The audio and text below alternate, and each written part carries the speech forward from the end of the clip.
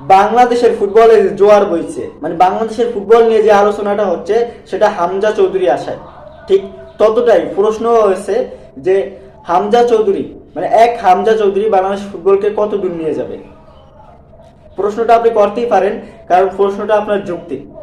But আপনি যদি বিশ্বে ফুটবলের খেলাগুলো দেখেন, তাহলে আর্জেন্টিনা দলে লিওনেল মেসি খেললে যে ইমপ্যাক্টটা পড়ে, লিওনেল মেসি না খেললে যে ইমপ্যাক্টটা পড়ে, এটা অনেক তফাৎ। প্লেয়ারদের একটা কনফিডেন্স থাকে, যেজন তারকা আছে, বাট সে ম্যাচ যেই পজিশনে থাকুক না কেন সে যে কোনো মুহূর্তে কামব্যাক করবেন এবং দলকে ভালো জায়গায় নিয়ে যাবেন, একটা মানে ইমপ্যাক্ট কিছু করবেন।